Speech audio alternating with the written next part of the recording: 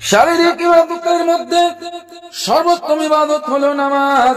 আল্লাহ তাআলা আমাদের উপর দিবারাত্রে 5 ওয়াক্ত নামাজ ফরজ করেছেন। ফজর, যোহর, আসর, মাগরিব, ঈশা।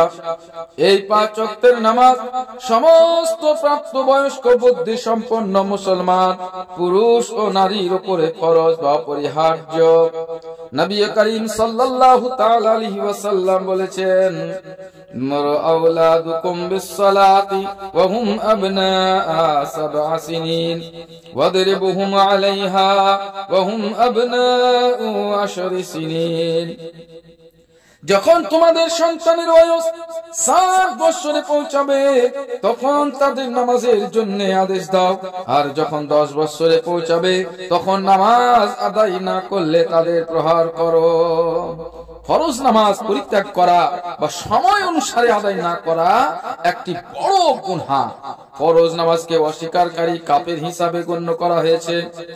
হুজুর নবী করিম সাল্লাল্লাহু তাআলা আলাইহি ওয়াসাল্লাম বলেন, যে ব্যক্তি প্রত্যহ নামাজ আদায় করে কিয়ামতের দিন নামাজ তার জন্য নূর এবং দলিল হয়ে সাক্ষ্য দেবে এবং জাহান্নাম থেকে পরিত্রাণের মাধ্যম হবে। আর যে ব্যক্তি নামাজ আদায় করবে না কিয়ামতের দিন নূরে বুরহান এবং নাজাত থেকে বঞ্চিত থাকবে। তাছাড়া তাকে কারুন, ফিরাউন, হামান, উবাই বিন খালাফের মতো কাফেরদের সঙ্গে দাঁড় করানো হবে। আল্লাহ তাবারাক তাআলা আমাদের প্রত্যেককে নামাজ পড়ার তৌফিক দান করেন।